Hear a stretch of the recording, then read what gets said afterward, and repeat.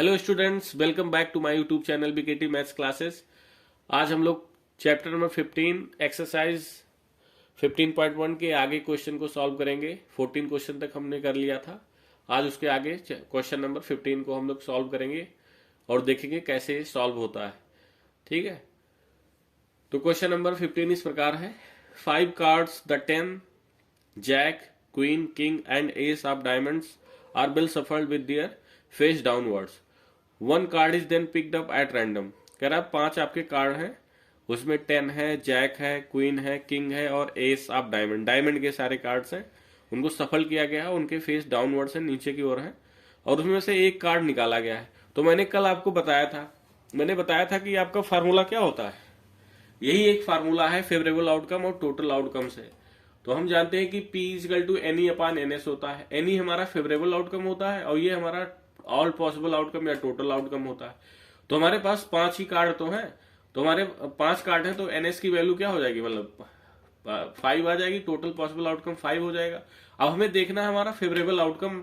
हमें इस सारे क्वेश्चन में फेवरेबल आउटकम से हम इसको सॉल्व करेंगे। ठीक है, हमें यहाँ कॉम्बिनेशन का यूज नहीं करना है। तो हमारा पहला क्वेश्चन कह रहा है कि what is the probability that the card is a queen. अब क्या प्रोबेबिलिटी होगी कि वो कार्ड क्वीन का हो। तो हम अपने इसमें देखेंगे एनएस में टोटल कार्ड्स में कि इसमें 5 कार्ड हैं और इसमें क्वीन केवल एक ही है। तो फेवरेबल आउटकम हमारा एक ही हो सकता है क्योंकि क्वीन एक ही है। 5 कार्ड में क्वीन एक ही है ना। डायमंड के जो 5 कार्ड हमें गिवन है उसमें हमारी क्वीन एक ही है, तो वही हमारा फेवरेबल आउटकम हो जाएगा। तो एनी की वैल्यू क्या हो जाएगी, 1/5। ये हमारा आंसर हो गया। क्वीन की प्रोबेबिलिटी क्या हो जाएगी, एनी अपॉन एनएस, तो 1/5, क्योंकि एनएस हमारा ऑल पॉसिबल आउटकम होगा और क्वीन एनी हमारा फेवरेबल आउटकम होगा, तो वो तो 1 ही होगा, तो 1/5 हो गया। क्वेश्चन नंबर सेकंड का देखो, कह रहा है ये देखो, ये समझने वाली बात है। If a queen is drawn and put aside.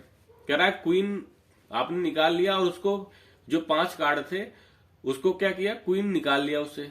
ठीक है, put aside. What is the probability that the second card picked up is an S and a queen. अब देखो कह रहा है, तो पहला कह रहा है कि क्वीन जो आपने निकाल लिया और उसको मतलब जो जहां पे हमारे 5 कार्ड थे उससे निकाल लिया हमने, क्वीन उससे बाहर रख दिया। तो हमारे पास अब हमारे एनएस की वैल्यू क्या हो जाएगी, 4 बचेगा, क्योंकि हमने एक कार्ड को बाहर निकाल लिया तो वो तो प्रोबेबिलिटी से हट ही गया।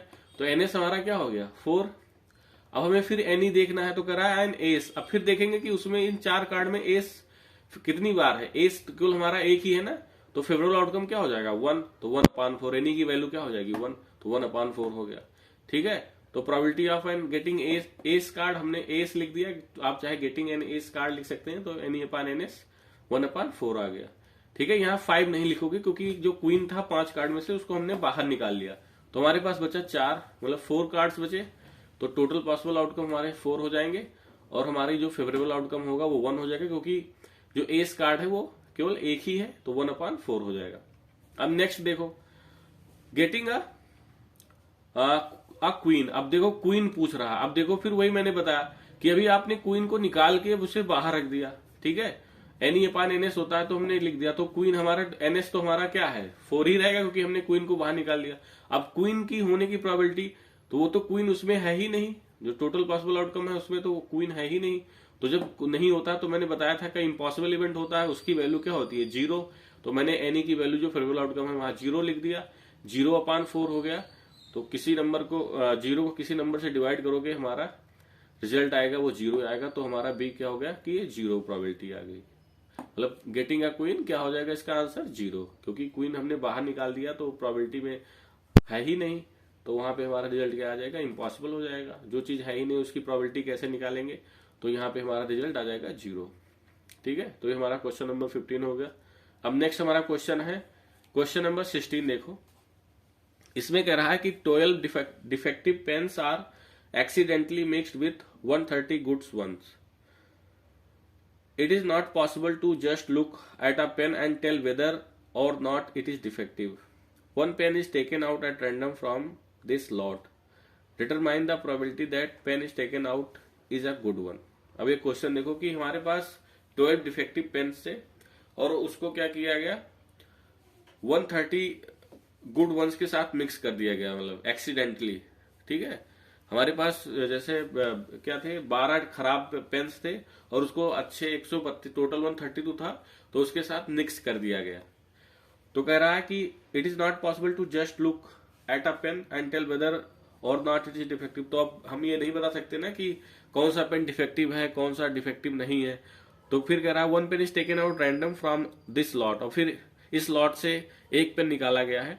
Determine the probability that pain taken out is a good one. अब कह रहा है कि आप डिटरमाइन करो कि जो प्रोबेबिलिटी निकलेगी वो गुड पेन की प्रोबेबिलिटी निकलेगी। तो अभी मैंने बताया था कि हमारा जो यही फार्मूला हमारा होता है n E upon n S, ये फार्मूला हमारा P equal to n E upon n S होता है। इसी से हम सारे क्वेश्चन सॉल्व करेंगे। अब एन एस हम क्या हो गया, उसमें 12 पेन हमारे क्या थे, डिफेक्टिव थे, और 132 गुड वंस थे। तो टोटल जो पॉसिबल आउटकम होगा इन दोनों को मैंने ऐड कर लिया, 144 आ गया। एनएस की वैल्यू क्या आ गई, टोटल पॉसिबल आउटकम, तो 144 हो गया। अब कह रहा है गेटिंग अ गुड पेन। अब गुड पेन, तो गुड पेन की बस तुम्हें फेवरेबल आउटकम देखना कि गुड पेन हमारे कितने हैं। हमने लिखा एनई अपान एनएस, तो एनएस की वैल्यू तो मैंने 144 पहले लिख दी। अब एनई की वैल्यू क्या हो जाएगी, गुड वन हमारे कितने हैं 132, तो इसी में से तो आएगा 132 में, तो फेवरेबल आउटकम हमारा क्या हो जाएगा 132। अब 132 अपान 144, अब हमने क्या किया, इसको 12 से कट कर दिया। जब आप 12 से कट करोगे तो 12 11 जा 132 होता है, 12 12 जा 144 होता है। तो हमारी गेटिंग अ गुड पेन क्या आ जाएगी प्रोबेबिलिटी, 11 अपान 12, 11 अपान 12 आ जाएगी। ठीक है, इस बात का ध्यान रखना, फेवरेबल आउटकम हमारा कितना हो जाएगा 132, तो 11 अपॉन 12 आ गई हमारी प्रोबेबिलिटी। ये क्वेश्चन नंबर 16 डन। अब क्वेश्चन नंबर 17 पे आते हैं हम लोग। क्वेश्चन नंबर 17 पे फिर कह रहा है a lot of 20 bulbs contain 4 defective ones. मतलब एक 20 बल्ब, मतलब 20 बल्ब्स का वो है, उसमें 4 बल्ब क्या है, डिफेक्टिव है, खराब है। टोटल 20 बल्ब है और उसमें मतलब ये हमारे 16 जो बल्ब है नॉन डिफेक्टिव है और 4 बल्ब डिफेक्टिव है, तो टोटल हमारा क्या हो गया 20।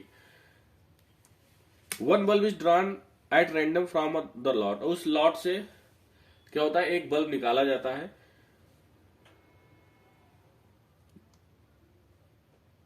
What is the probability that this bulb is defective. तो उस बल्ब के डिफेक्टिव होने की प्रोबेबिलिटी क्या है, डिफेक्टिव हमें बल्ब निकालना है। ठीक है, तो हम जानते हैं कि हमारा एनएस क्या हो जाएगा, मतलब total all possible outcome 16 non defective और डिफेक्टिव दोनों को ऐड कर दिया तो 20 आ गया। तो एनएस की वैल्यू 20 आ गई।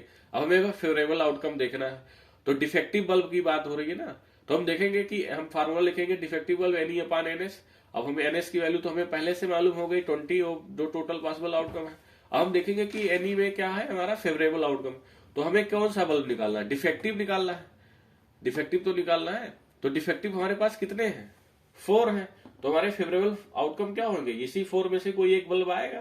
तो हमें पूरे फेवरेबल आउटकम को लिखना होता है, जितने होते हैं वही। तो 4 अपान 20, तो 4 1 जा 4, 4 5 जा 20 इक्वल्स टू 1 अपान 5। ये हमारा 1 अपान 5 आंसर आ गया। क्वेश्चन नंबर 2 देखो, इसी का पार्ट है 17 का। कह रहा है कि suppose the bulb is drawn in 1 is non defective and is not replaced. कह रहा है कि जो बल्ब निकाला गया है इससे, सपोज मान लो कि जो बल्ब एक से निकाला गया है वो क्या है, डिफेक्टिव नहीं है और उसको नॉट रिप्लेस, उसको रिप्लेस भी नहीं किया गया है। ठीक है, रिप्लेस मतलब बाहर निकाल दिया गया। वो बल्ब कैसा है आपका, नॉट डिफेक्टिव है, मतलब सही बल्ब है।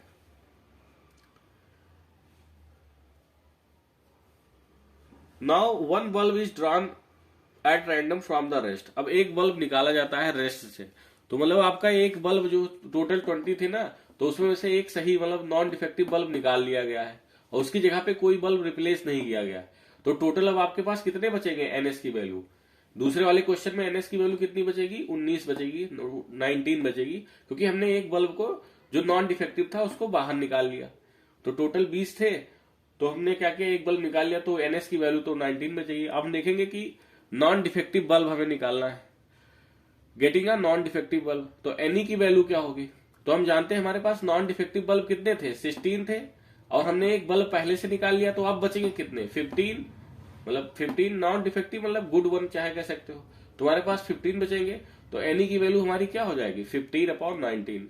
ठीक है, इस बात को ध्यान रखना, एक बार क्वेश्चन ध्यान से पढ़ लेना। इसमें कह रहा है कि जो 20 बल्ब से दूसरे वाले क्वेश्चन में, तो कह रहा है पहले से हमने एक बल्ब निकाल लिया जो नॉन डिफेक्टिव है, तो नॉन डिफेक्टिव अब हम जानते हैं एक बल्ब निकालेंगे तो 20 में एनएस की वैल्यू हमारी 19 आ जाएगी, टोटल ऑल पॉसिबल आउटकम।